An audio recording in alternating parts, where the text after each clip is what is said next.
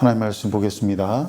에스라 1장 1절부터 11절까지 말씀입니다. 바사왕 고레스 원년에 여호와께서 예레미야의 입을 통하여 하신 말씀을 이루게 하시려고 바사왕 고레스의 마음을 감동시키심에 그가 온 나라에 공포도 하고 조서도 내려 이르되 바사왕 고레스는 바라오니 하늘의 하나님 여호와께서 세상 모든 나라를 내게 주셨고 나에게 명령하사 유다 예루살렘의 성전을 건축하라 하시나니 이스라엘의 하나님은 참 신이시라. 너희 중에 그의 백성 된 자는 다 유다 예루살렘으로 올라가서 이스라엘의 하나님 여호와의 성전을 건축하라. 그는 예루살렘에 계신 하나님이시라. 그 나라 있는 백성이 어느 곳에 머물러 살는지 그곳 사람들이 마땅히 은과 금과 그 밖의 물건과 짐승으로 도와주고 그 외에도 예루살렘에 세울 하나님의 성전을 위하여 예물을 기쁘게 드릴지니라 하였더라. 이에 유다와 베냐민 족장들과 제사장들과 레위 사람들과 그 마음이 하나님께 감동을 받고 올라가서 예루살렘의 여호와의 성전을 건축하고자 하는 자가 다 일어나니 그 사면 사람들이 은그릇과 금과 물품들과 짐승과 건물을 놓고 그 외에도 예물을 기쁘게 드렸더라. 고레스 왕이 또 여호와의 성전 그릇을 꺼내니 옛적에 느부갓네살이 예루살렘에서 옮겨다가 자기 신들의 신당에 두었던 것이라. 바사왕 고레스가 창고지기 이들이다 되게 명령하여 그 그릇들을 꺼내어 세워서 유다 총독 세스바살에게 넘겨주니 그 수는 금 접시가 30개요 은 접시가 1000개요 칼이 29개요 금 대접이 30개요 그보다 못한 은 대접이 410개요 그 밖에 그릇이 1000개이니 읽겠습니다. 금은 그릇이 모두 5400개라 사로잡힌 자를 바벨론에서 예루살렘으로 데리고 갈 때에 세스바 그 그릇들을 다 가지고 갔더라. 아멘.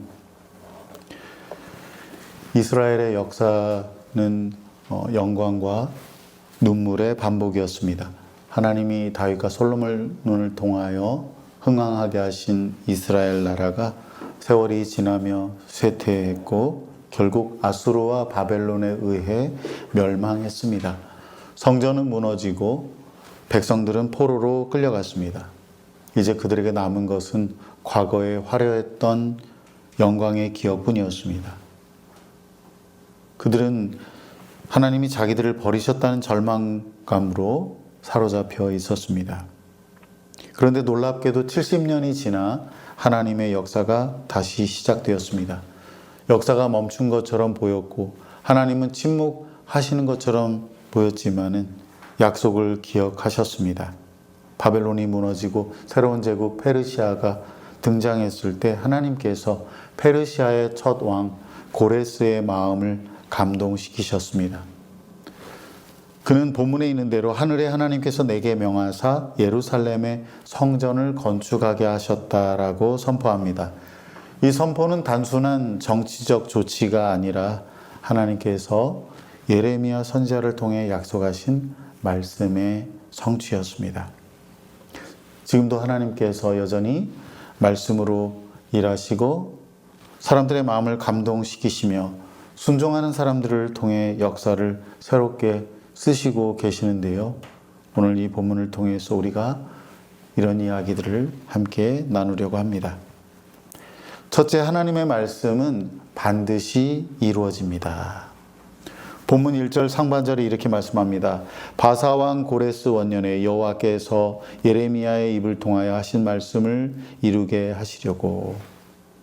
여기 바사가 페르시아를 가리키는 말이에요. 에스라서는 페르시아 고레스 원년에 있었던 바벨론 포로에서의 귀환이라는 사건으로 시작하고 있습니다. 에스라는 이 포로 귀환을 하나님이 예레미야의 입을 통해 선포했던 예언이 성취된 것으로 이해하고 있습니다. 그렇다면 바벨론에 의해 멸망하기 전에 200~300년 전에 예레미야가 어떻게 예언을 했을까요? 우리 다 같이 우리말 성경으로 예레미야 29장 10절 말씀 읽도록 하겠습니다. 여호와께서 이렇게 말씀하셨다. 바벨론에서 70년이 차면 내가 너희를 돌아보아 너희를 이곳으로 돌아오게 할 것이라는 내 은혜로운 약속을 너희에게 이행할 것이다. 예레미야가 오래전에 200년 전에 하나님의 백성들이 바벨론의 통치를 받게 될 거다. 그 당시에는 다들 놀랬어요. 그럴 일이 없을 거라고 생각했기 때문에 예레미야 선지자를 매국노라고 생각을 했어요. 반역자라고 생각했어요. 여기 하나님의 성전이 있는데 하나님이 그러실 리가 없다. 다윗 왕국을 영원히 함께 하시겠다고 세우시겠다고 하신 분이 그렇게 망하게 하실 리가 없다라고 하는데, 그 당시에 예레미야 선지자가 이스라엘 나라가 바벨론에 의해 멸망을 당할 것이고 그 70년이 차면 하나님께서 돌아오게 하실 거다, 이렇게 예언을 했습니다. 마침내 하나님께서 고레스의 마음을 감동시켜 백성의 귀환을 허락하게 하십니다. 예레미야 선지자가 70년 후에 다시 이 땅에 돌아올 것이다, 이렇게 예언을 했다면 이사야 선지자는 누가 과연 그 일을 행할 것인가를 예언을 했습니다. 고레스의 이름이 이미 선지자 이사야의 예언에서 나옵니다. 우리말 성경 이사야 45장 13절이 이렇게 말씀합니다. 내가 정의를 세우기 위해 고레스를 일으켰으니 그의 모든 길을 평탄하게 하겠다. 그가 내 성읍을 재건하고 포로된 내 백성을 해방시키겠지만 어떤 대가도 보상도 없을 것이다. 만군의 여호와께서 말씀하셨다. 이미 오래전에 하나님께서 예레미야 선지자를 통해서 70년 후에 다시 돌아오게 될 거다라고 말씀하시고, 이사야 선지자를 통해서 그 일을 누가 할 것인가? 고레스라는 왕이 너희를 다시 이 땅으로 돌아오게 할 것이다라고 말씀하셨는데, 때가 되어 고레스가 등장했고 그가 이스라엘을 귀환하게 하여 성전을 다시 지으라고 했습니다. 이런 사실들을 통해서 우리가 깨닫는 것은 뭐냐면 이 역사를 주관하시는 분은 하나님이시다 하는 겁니다. 유배의 경험을 통해 하나님은 회개하지 않는 그의 백성들을 징벌하셨습니다. 그러나 자비하신 하나님께서 그들이 70년 전에 쫓겨났던 그 땅으로 돌아갈 특권을 허락하셨습니다. 하나님은 참으로 그분의 말씀대로 이루시는 분임을 우리가 기억해야 하겠습니다. 역사를 보는 우리의 시각은 어떻습니까? 여러분은 이 세상과 여러분 개인의 역사 가운데 하나님께서 일하고 계심을 믿습니까? 하나님께서 말씀하신 약속은 반드시 이루어진다는 사실을 믿고 있나요? 우리의 삶에서 회복은, 하나님의 역사는 환경이 좋아질 때가 아닙니다. 하나님의 말씀을 다시 붙들 때 시작됩니다. 당장 눈앞에 보이는 현실 때문에 말씀을 저버리거나 약속을 불신하지 말고 인내하며 기다리기 바랍니다. 기다림이 길어도 낙심하지 말기를 바랍니다. 왜냐하면 하나님의 약속은 반드시 이루어지기 때문입니다.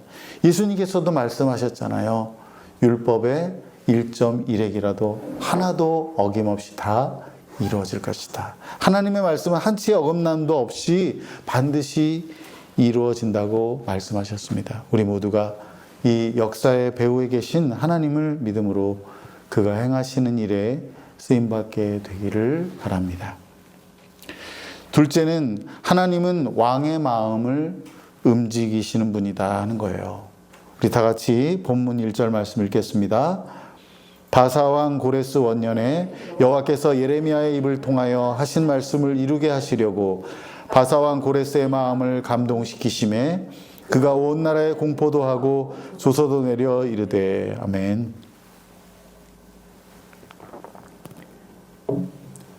여기 이 본문 1절의 말씀이 정확하게 말하면 하나님께서 고레스의 마음을 감동하셨고 그가 온 나라에 공포도 하게 하셨고 조서도 내리게 하셨다, 그런 말이에요. 고레스는 자기가 이 세상의 주인이라고 말합니다. 엄청난 대제국의 왕이 되었기 때문에 이 세상의 주인이라고 말하면서 그것을 자신에게 허락하신 분이 하나님이라고 언급했습니다. 물론 그가 이렇게 말한 것은 믿음의 고백은 아닙니다. 다만 고레스는 새로운 제국의 정책을 펼치면서 각 나라의 종교를 존중하려고 했습니다. 아마도 각 나라와 민족들이 자신과 제국을 위해 기도해 주기를 바랬던 마음에서 그랬을 겁니다. 하지만 겉으로 보기엔 그렇지만 잠언 21장 1절에 있는 말씀대로 농부가 물꼬를 틀어 여기저기 밭에 물을 대는 것처럼 왕의 마음은 하나님께서 이리저리 움직이시는 것이거든요. 하나님께서 그분의 주권적인 능력으로 고레스의 마음을 감동시키셔서 포로에서 귀환하게 하시고 성전을 재건하게 하신 겁니다. 이것은 고레스도 인정하는 바입니다. 그는 본문 2절과 3절에서 온 우주의 주권자이신 하나님께서 만국을 다스릴 권세를 나에게 주셨고 성전을 건축하게 하셨다라고 말하고 있습니다. 고레스가 백성들에게 이스라엘의 귀환과 성전 건축을 지원할 것을 명령했습니다. 그리고 그 자신도 자기가 해야 할 일을 했습니다. 바벨론 왕 느부갓네살이 예루살렘에서 옮긴 그릇과 도구들을 다시 넘겨주라고 한 겁니다. 고대에서 전쟁이 일어날 때는 그것은 사람과 사람만의 전쟁이 아니고요, 신들의 전쟁입니다.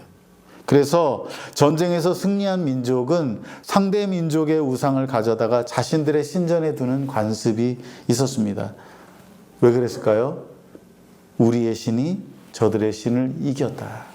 자신들의 신이 훨씬 더 위대하다, 그런 뜻으로 한 겁니다. 그래서 바벨론 왕 느부갓네살도 그렇게 한 거예요.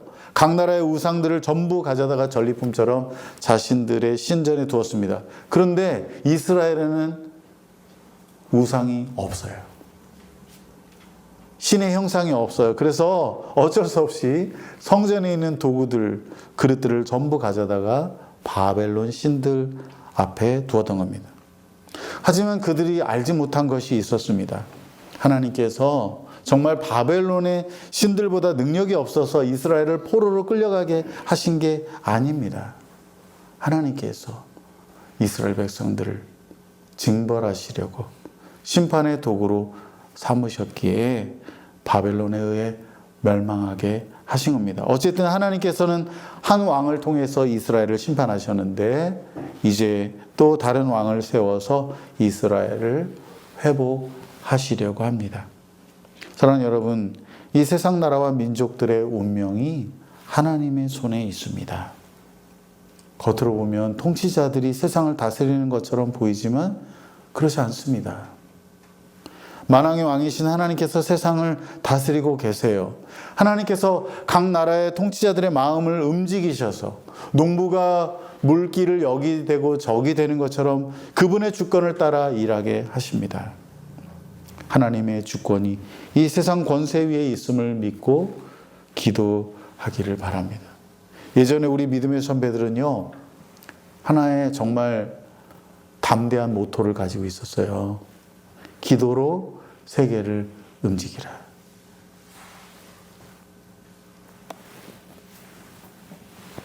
내 문제가 크고 나도 지금 마음이 복잡하고 정신이 없는데 내 기도할 것도 지금, 근데 그분들은 없었겠어요?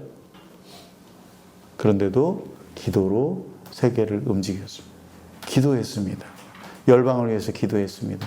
고통당하는 나라들을 위해서, 민족들을 위해서 기도했습니다. 그렇게 중보하고 기도할 때에 우리의 개인의 기도가 순수해지는 거예요. 정리가 되는 거예요. 여러분도 기도할 수 있기를 바랍니다. 우리가 째째하면 안 돼요. 우리가 우리 주님과 함께 새하늘과 새 땅을 다스릴 자들입니다. 최소한 그렇습니다. 지금 그러니까 이 깨어지고 망가진 세상을 위해서 기도할 책임도 누구에게 있어요? 우리에게 있는 겁니다.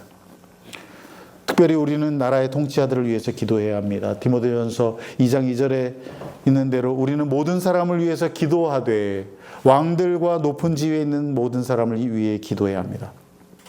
왜 그렇게 해야 됩니까? 그 이유는 우리가 모든 경건함과 거룩함 가운데 조용하고 평화로운 생활을 하기 위해서입니다. 통치자들의 마음을 움직이시는 하나님께서 그들이 공의를 행할 수 있도록, 하나님께서 그들에게 부여하신 권세를 바르게 사용할 수 있도록, 하나님과 백성들을 두려워하는 마음으로 섬길 수 있도록 기도해야 합니다. 디모데전서 2장에 뭐라고 말씀하세요? 그러한 기도는 하나님께서 보시기에 선한 것이고 받으실 만한 것이기 때문입니다. 우리 모두가 이 세계를 위해서, 여러분이 뉴스를 보고 안타까운 소식을 들을 때마다 기도하시고 또 우리나라를 위해서 기도하셔서 경건하고 거룩한 가운데 우리가 평안 가운데 살아갈 수 있도록 기도하시길 바랍니다. 이러한 기도가 하나님이 보시기에 선하고 받으실 만한 것이 되는 것입니다. 셋째는 하나님은 순종하는 자들을 통해서 일하십니다. 왕의 마음을 움직이신 하나님께서 또한 백성들의 마음을 움직이셨다라고 말씀하고 있어요. 오늘 본문의 가장 중요한 핵심적인 말씀이에요. 고레스 왕을 움직이신 하나님, 그리고 백성들의 마음을 움직이신 하나님이십니다. 본문 3절에서 고레스 왕이 포로로 끌려간 백성들에게 말합니다. 너희 가운데 그분의 백성에 속한 자들이 누구냐? 너희 가운데 과연 하나님께 속한 자들이 누구냐라고 물어보고 있는 거예요. 여기 3절에 번역하지 않은 내용이 원문에는 있습니다. 하나님께서 너희와 함께 하신다, 그런 내용이에요. 고레스 왕은 하나님께 속한 백성이라면 누구든지 다 올라가서 하나님의 성전을 건축하라고 말했습니다. 그런데 이렇게 고레스 왕의 이야기를 들었을 때, 그 처음 질문을, 그런 이야기를 들었을 때 스스로에게 이런 질문을 던졌을 거예요. 내가 과연 하나님께 속한 사람인가? 내가 그분의 백성에 속한 자인가? 이 질문에 대한 답은 큰 차이를 만들었을 겁니다. 하나님의 일에 동참할 것인가 아닌가를 결정했을 겁니다. 그러면 결과는 어떻게 됐을까요? 다 같이 본문 5절 말씀 읽겠습니다. 이에 유다와 베냐민 족장들과 제사장들과 레위 사람들과 그 마음이 하나님께 감동을 받고 올라가서 예루살렘에 여호와의 성전을 건축하고자 하는 자가 다 일어나니. 아멘. 이스라엘 12지파 가운데 포로 생활에서 돌아온 사람들은 대부분 유다와 베냐민 지파로 보입니다. 그러니까 이제 아수르와 바벨론에 의해서 멸망한 이후에 이 예루살렘에 다시 돌아와 살게 된 사람들은 대부분 유다와 베냐민 지파들이었다는 거예요. 제사장들과 레위 사람들도 다수 포함되어 있습니다. 중요한 것은 그들의 출신 성분은 아닙니다. 중요한 것은 뭐냐면 그들 모두가 하나님의 감동을 받은 사람들이었다는 사실입니다. 사실 오랫동안 정착한 삶의 터전을 떠난다는 것은 쉬운 일이 아닙니다. 70년 동안 자기가 삶의 뿌리를 내리고 살았던 그곳, 자기가 어렸을 때부터 살았던 그 안정되고 그 풍요로운 땅을 떠난다는 거 쉬운 일이 아니에요. 더구나 그들이 가야 할 예루살렘은 낙원이 아닙니다. 폐허가 된 땅이에요. 거기서 그들은 바닥부터 뭔가를 시작해야 할 상황입니다. 많은 사람들이 돌아가서 너희가 하나님께 속한 백성이냐? 그렇다면 돌아가서 하나님의 성전을 지어라. 이런 명령을 들었지만 거기에 반응한 사람들은 일부였습니다. 그들 모두는 하나님께서 일으키신 사람들이었어요. 하나님 나라의 복음을 많은 사람들이 듣지만은 거기에 믿음으로 반응하는 사람들은 소수입니다. 마찬가지로 하나님의 위대한 일에 믿음으로 반응하고 헌신하는 사람들은 소수입니다. 하나님께서 일으키신 사람들이 성전을 짓기 위해 예루살렘으로 떠나는 것입니다. 자기의 안정된 모든 기반을 다 포기하고 하나님의 역사에 동참하려고, 하나님의 그 꿈을 이루려고 하는 겁니다. 하나님께서 일으키신 사람들, 하나님의 감동을 받은 사람들은 다수가 포기한 귀환을 하기로 결정했습니다. 그들은 미래를 기대하고 희생을 각오하며 실행에 옮겼습니다. 놀랍게도 하나님은 지금도 이렇게 일하고 계세요. 하나님의 감동을 받은 사람들을 통해서 일하십니다. 기꺼이 자신을 헌신하여 순종하는 사람들을 통해서 일하십니다. 그렇게 해서 하나님 나라를 이루어가시고 교회를 새롭게 하십니다. 선교사님들은 자신의 삶을 바쳐 선교지에 헌신합니다. 그들은 안정된 삶의 터전을 뒤로하고 폐허가 된 땅으로 가는 겁니다. 그곳에 하나님 나라가 임하기를 바라는 마음으로, 하나님의 그 꿈이 이루어지기를 바라는 마음으로 자신의 삶을 드리는 거예요. 하나님께서 그들의 마음을 일으키셨기 때문에, 감동하셨기 때문에 그들도 기꺼이 그렇게 하는 겁니다. 그렇게 하나님께서 감동하실 때 그 하나님의 역사가 순종하는 사람들을 통해서 이루어집니다. 하나님의 주권으로 시작되었지만 순종으로 완성되는 겁니다. 만약 하나님께서 여러분에게 어떤 감동을 주신다면 그것을 거부하지 말고, 불순종하지 말고 그 안정된 터전을 바로 떠나기를 바랍니다. 하나님 나라를 위해, 교회를 위해 여러분이 헌신해야 할 부분이 무엇인지 하나님께서 말씀하실 때 기꺼이 내려놓고 하나님의 역사에 동참하는 은혜가 있기를 주님의 이름으로 축복합니다. 본문 6절에 보면 참으로 특이한 장면이 나옵니다.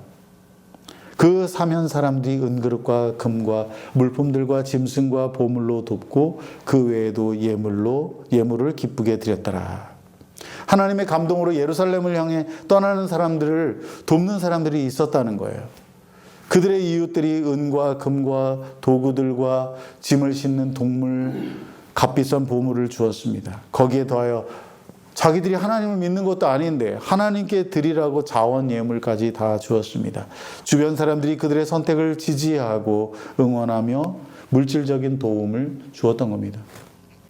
이 본문 말씀을 읽을 때 여러분들이 출애굽할 때 이스라엘 백성들이 경험한 것을 떠올릴 수 있다면 참으로 귀한 것입니다. 그때도 함께했던 이집트 사람들이 떠나는 이스라엘 백성들을 위해서 각종 예물을 주었습니다. 어떤 차원에서 보면 바벨론에서의 포로 귀환은 또 다른 출애굽과 같았습니다. 어쨌든 우리가 여기서 발견하는 중요한 사실은 하나님을 위한 헌신과 행동에는 하나님의 도우심이 뒤따른다는 겁니다. 하나님께 감동을 받고 헌신하려고 할 때 주저하는 이유가 뭘까요? 당장 눈앞에 현실이 녹록지 않기 때문입니다. 머리로 계산하는 사람은 하나님을 위해서 할 수 있는 일이 거의 없습니다. 선교사가 되려고 하는 사람이 이것저것 따지면 떠날 수 있겠어요? 하나님을 위해서 하나님의 그 위대한 일을 하려고 할 때 내가 어떤 손해를 보게 될지, 내가 무엇을 포기해야 될지를 아는데 그것을 막 계산하는 사람이, 머리로 계산하는 사람이 하나님을 위해서 무엇을 할 수 있겠어요? 하나님을 위해 헌신하고 순종하면 그에 따라 하나님의 도우심이 있을 것을 기대할 수 있어야 합니다. 하나님은 그의 백성을 행동으로 부르실 뿐만 아니라 사명의 자리로 부르실 뿐만 아니라 그 부르심을 성취하는 데 필요한 모든 것을 공급하신다는 것을 우리가 믿어야 합니다. 허드슨 테일러는 하나님의 일은 하나님의 방법으로 행할 때 결코 하나님의 공급하심이 부족하지 않다고 말했습니다. 이 말은 그가 아무런 재정 후원 없이 중국 내지에 선교를 하려고 할 때 고백한 내용입니다. 그 당시에 중국의 해안가에는 그래도 선교사들이 어느 정도 가서 활동을 하고 있었지만 내지에는 감히 갈 수가 없었어요. 누가 자기들을 보호할 것인지, 누가 그 먹을 것과 필요를 채워줄 것인지 보장할 수 없었기 때문입니다. 그런데 허드슨 테일러가 이렇게 하나님 앞에 기도하면서 나아간 겁니다. 하나님의 일은 하나님의 방법으로 행할 때 결코 하나님의 공급하심이 부족하지 않다. 물론 저도 선교지를 나갈 때 허드슨 테일러의 도전을 많이 받았습니다. 하나님께서 그의 부르심을 성취하는 데 필요한 모든 것을 채워주셨어요. 하나님께서 그를 통해서 일하셨습니다. 이것이 분명히 하나님의 일이고 하나님의 기뻐하시는 일이라면 믿음으로 행하고 그 믿음으로 한 걸음 한 걸음 나아갈 때 하나님께서 어떤 방법을 통해서든지 역사하신다는 것입니다. 저와 여러분 모두에게 이런 확신이 있기를 바랍니다. 계산기 두드리지 말고 하나님의 위대한 일에 하나님의 공급하시겠다는 사실을 믿고 한 걸음 한 걸음 내디디시기를 바랍니다. 그래서 우리 모두가 하나님의 역사에 귀하게 쓰임받게 되기를 바랍니다. 말씀을 맺습니다. 하나님은 반드시 약속하신 말씀을 이루시는 분입니다. 현실만 바라보지 말고 하나님의 약속의 말씀을 붙들기를 바랍니다. 현실만 바라보는 사람은 거기에 매여서 평생 아무런 하나님의 위대한 일을 참여하지 못하게 될 거예요. 하나님이 그분이 약속하신 말씀을 이루실 때 사람들을 통해서 일하시는데 하나님께서 여러분을 감동하실 때 여러분의 마음을 일으키실 때 여러분이 하나님 나라를 위해 떠나야 할 것, 버려야 할 것이 무엇인지를 생각하시기 바랍니다. 여러분 자신의 안일함과 편안함보다 하나님 나라의 진전을 위해서 하나님이 기뻐하시는 뜻을 위해서 여러분의 삶을 드리기를 바랍니다. 내 일평생 살아가면서 과연 돌아봤을 때 하나님을 위해서 무엇을 이루었는가, 내가 무엇을 순종했는가를 돌아봤을 때 후회하지 않도록 하나님이 우리를 이렇게 행동으로 부르실 때 그 부르심을 성취하는 데 필요한 모든 것을 공급해 주시는 분이심을 믿고 믿음으로 온전히 순종하여서 하나님의 뜻을 이루게 되기를 바랍니다. 하나님께서 그분의 위대한 일을 우리를 통해서 온전히 이루시기를 주님의 이름으로 축복합니다. 기도하겠습니다.